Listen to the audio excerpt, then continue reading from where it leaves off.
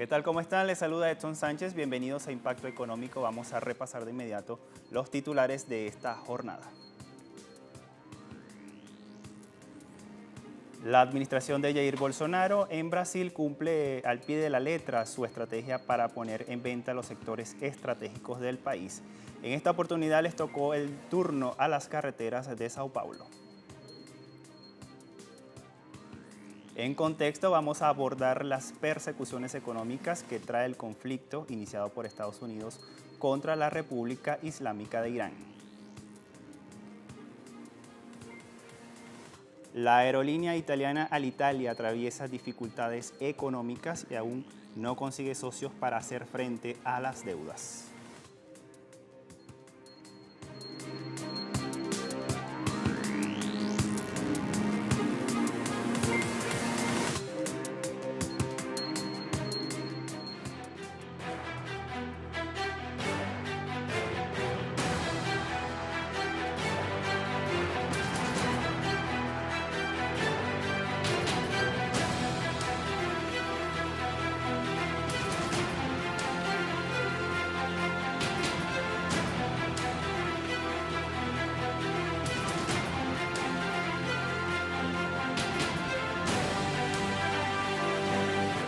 Las privatizaciones en la actual administración de Jair Bolsonaro en Brasil no cesan. En esta oportunidad se trata de la red de autopistas del estado más poblado del país, que es Sao Paulo. El gobierno brasileño adjudicó al Fondo de Inversiones Patria un contrato de ampliación, operación y mantenimiento por 30 años de un lote de autopistas en Sao Paulo, siendo la mayor concesión de este tipo en el país. Los derechos de concesión fueron valorados por 275 millones de dólares. La subasta fue celebrada en la Bolsa de Valores de Sao Paulo, donde la empresa dobló la propuesta presentada por Ecorodovías, única rival que ofreció 131.7 millones de dólares. El consorcio vencedor debe realizar inversiones por 3.500 millones de dólares para mejorar 1.273 kilómetros de vías en 62 municipios del estado de Sao Paulo en los próximos 30 años.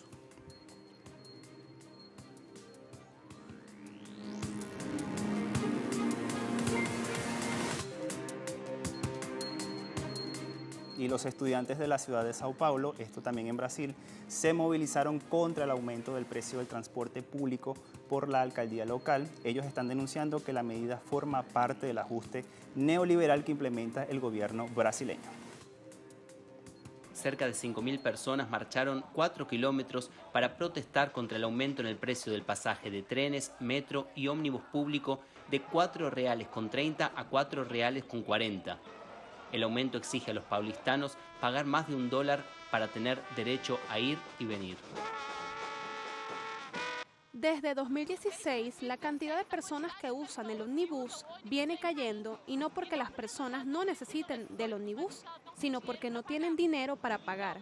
Entonces 10 centavos más en un contexto en el que el desempleo crece y la pobreza crece es absurdo. Es un ataque directo a la población más pobre, negra y periférica.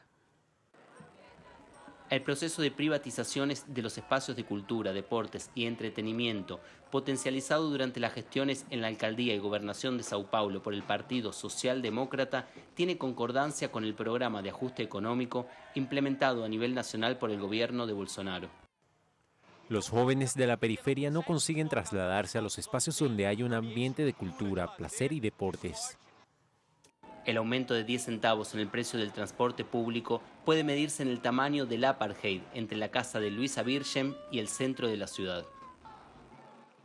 Cuanto más nos van empujando para el fondo, es peor así. Quien tiene dinero consigue pagar el transporte y quien no tiene, muchas veces no tiene nada para comer, entonces debe hacer un gran sacrificio para poder ir a la escuela, al trabajo. Peor aún para gente como yo, que estudia y trabaja y pasa por muchas dificultades que hacen llorar de nervios contra este sistema. Nuestro mejor refugio es estar en la calle luchando. El decreto del aumento implementado por el alcalde Bruno Covas tuvo lugar minutos antes del receso por Navidad, pero no pasó desapercibido. Sao Paulo comenzó el año 2020 con protestas y el movimiento Pase Libre agendó una nueva manifestación para el próximo jueves 9 de enero. Ignacio Lemus y Julian Asif para Telesur desde Sao Paulo. Una jueza estadounidense desestimó una demanda presentada contra la línea de cruceros Norwegian Cruise bajo el título tercero de la ley Helms-Burton, adoptada, por el gobierno de Washington para afectar la economía de Cuba. La agencia informativa latinoamericana Prensa Latina refiere que la magistrada Beth Bloom emitió una orden en Miami, Florida, desechando la reclamación con perjuicio, lo cual significa que la Corte adoptó una determinación final sobre los méritos del caso y por lo tanto el demandante tiene prohibido presentar otra acción legal basada en los mismos motivos. Havana Docks Corporation había interpuesto una demanda en agosto de 2019 contra las firmas Norwegian Cruise, MSC Cruises y Royal Caribbean por el uso de ciertos bienes inmuebles comerciales que reclamaba como su propiedad legítima en el puerto de La Habana. El ministro de Comercio Exterior e Inversiones de Cuba, Rodrigo Malmierca, destacó en redes el fallo contra la ley Helms-Burton y agregó que el bloqueo estadounidense va contra el derecho internacional.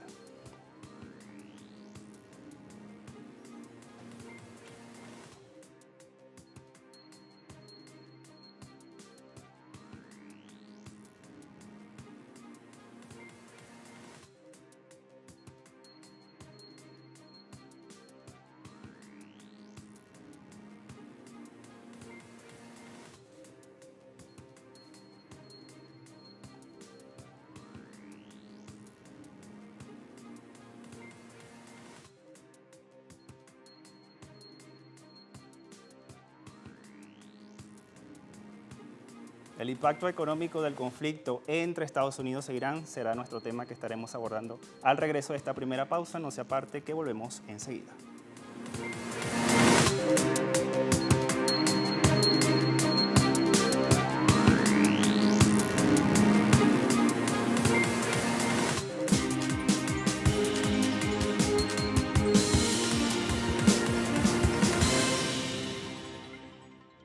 Revolución Islámica de Irán, Sayed Khamenei, refirió que los ataques con misiles a las bases aéreas con tropas estadounidenses en Irak son solo una parte de la respuesta del país, esto tras el asesinato de Qasem Soleimani.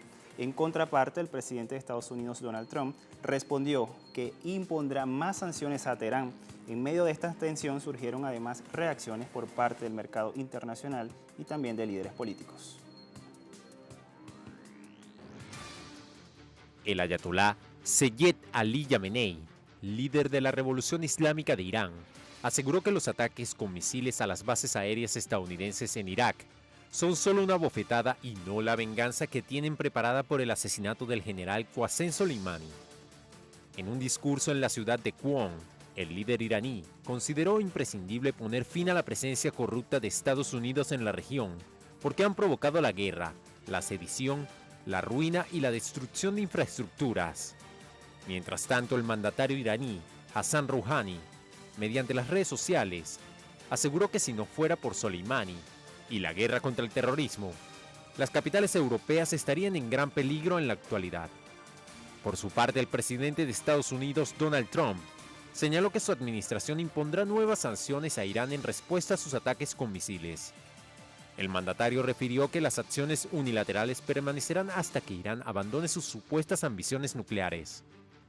Igualmente, anunció una petición a los países de la Organización del Tratado del Atlántico Norte, la OTAN, para que se involucren más en Medio Oriente. Instó al grupo de países de la OTAN para que aumenten sus gastos militares y la calificó como obsoleta. Como respuesta al ataque iraní contra la base de Estados Unidos en Irak, la administración Trump impondrá sanciones económicas a Irán.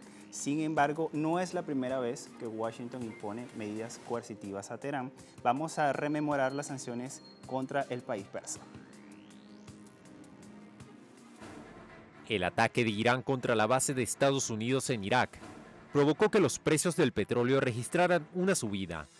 En ese sentido, el precio de la marca Brent creció un 5% y alcanzó unos $71,7 por barril este 8 de enero. A su vez, el West Texas Intermediate subió un 4,7% hasta $65,6 el barril. No obstante, ambas marcas retrocedieron. a $67,61 por barril el Brent y a 61,79 el West Texas Intermediate, mostrando una subida leve respecto al pasado 7 de enero. Al mismo tiempo, el costo del oro también reaccionó al ataque con misiles de Irán, con un nuevo récord de $1,611 por onza. Actualmente, el precio del metal precioso regresó a $1,584 por onza. Por su parte, el mercado bursátil registró una baja, que luego se compensó con nuevos récords históricos este miércoles, luego de que el presidente estadounidense Donald Trump anunciara sanciones económicas contra Irán, como respuesta a los ataques con misiles por parte de Teherán a bases norteamericanas en Irak. En ese sentido, los principales índices del Wall Street marcaban una subida. El promedio industrial Dow Jones subía un 0,7%, al igual que el Standard & Poor's 500 y el Nasdaq Composite, mientras que las principales bolsas europeas subieron hasta 0,7%.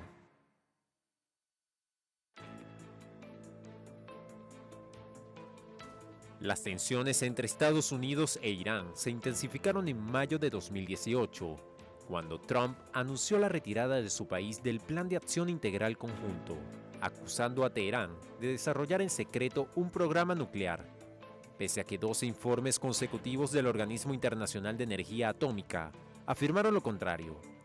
En ese contexto, meses después, el Departamento del Tesoro de Estados Unidos, a través de un comunicado, informó que aplicaba sanciones a más de 700 personas, entidades, aviones y buques de Irán. Asimismo, la aerolínea bandera iraní, Iran Air, y más de 65 de las aeronaves de su flota, así como 50 bancos e individuos iraníes y sus subsidiarios. Del mismo modo, han sido sancionados más de 200 individuos y buques de los sectores de energía y navegación marítima del país persa, con los que se trataba de dificultar las exportaciones iraníes de crudo. Asimismo, Washington puso presión al sistema financiero SWIFT para que desconectara el Banco Central iraní, medida que dificulta que la República Islámica pueda liquidar las facturas de importación y exportación. Sin embargo, a finales de enero de 2019, Alemania, Francia y el Reino Unido crearon un mecanismo de pagos con Irán, con el que esperan contrarrestar las sanciones de Estados Unidos a Irán. La presión contra Irán no se detuvo y el 2 de mayo de 2019, el presidente estadounidense Donald Trump eliminó las exenciones de importaciones al crudo iraní, por lo que si China, India, Japón, Corea del Sur, Taiwán, Turquía, Italia y Grecia compraban petróleo de Irán, serán sometidos a las sanciones de Washington. Todo esto sin contar que Estados Unidos impuso sanciones al sector de los metales industriales de Irán, la mayor fuente de ingresos por exportaciones de la República Islámica después del petróleo.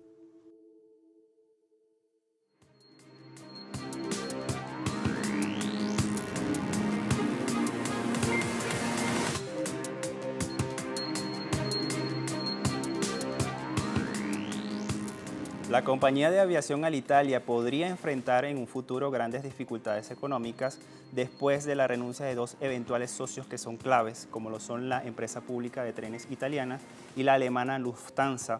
El primero de ellos en desistir al rescate financiero fue Alitalia, la compañía alemana Lufthansa, que anunció el pasado martes que no piensa invertir en la compañía por el momento y recordó que la firma italiana necesita una reestructuración. Por su parte, el grupo ferroviario italiano, Ferrovie dello Stato, intentó por un tiempo formar un consorcio de empresas para salvar a Alitalia. Sin embargo, anunció este miércoles que tiraba la toalla. Ante esta situación, el ministro italiano de Desarrollo Económico, Stefano Patuanelli, reconoció que están en un callejón estrecho y muy difícil. Alitalia ha acumulado pérdidas durante años y tuvo que ser puesta bajo tutela judicial en el año 2017.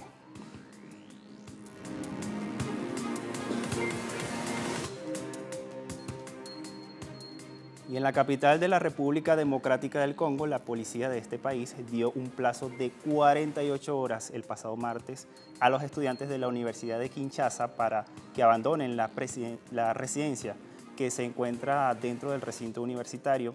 Este ultimátum se produjo después de que la policía un policía fue asesinado y 2 resultaron heridos en enfrentamientos que obligaron a los funcionarios locales a cerrar este recinto universitario.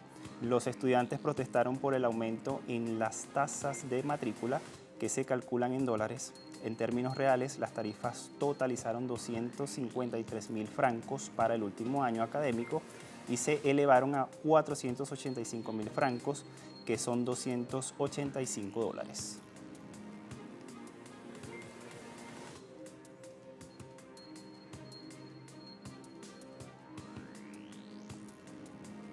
La presidenta de la Comisión Europea, Ursula von der Leyen, cuestionó los plazos del Brexit de Johnson durante una reunión que sostuvo con el primer ministro británico, esto en Londres. Von der Leyen calificó de muy ajustado el calendario de menos de 11 meses propuesto por Londres y apostó por dar prioridad a la negociación en sectores muy claves. Acotó que sin libertad de movimiento de personas no puede haber libre movimiento de capital, bienes o servicios en la futura relación con Reino Unido. Por su parte, Johnson dijo que su ambición es establecer una nueva asociación positiva con la Unión Europea basada en la cooperación amistosa y anclada en un amplio acuerdo comercial.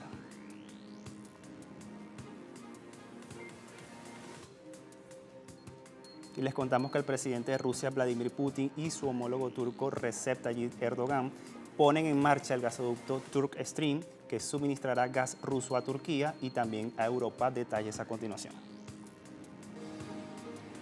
Pese a las sanciones de Estados Unidos, el presidente de Rusia, Vladimir Putin, y su homólogo turco, Recep Tayyip Erdogan, inauguraron este miércoles el gasoducto Turk Stream en Turquía. El gasoducto cuenta con una capacidad total de 31.500 millones de metros cúbicos de gas anuales y se convertirá en uno de los 3 gasoductos con participación de Rusia. El primer tramo del gasoducto está destinado a suministrar combustible a los consumidores turcos y el segundo al abastecimiento del sur y sudeste de Europa. Putin declaró que los suministros de gas a través del gasoducto Turk Stream ayudarán a garantizar la seguridad energética europea. También agradeció a su homólogo turco por la voluntad política que éste mostró a la hora de implementar este proyecto, que tiene importancia nacional y responde a los intereses nacionales de Turquía. Y con esta información de Turquía llegamos al final de Impacto Económico. Recuerde visitar todas nuestras redes sociales. A todos muchas gracias. Hasta la próxima.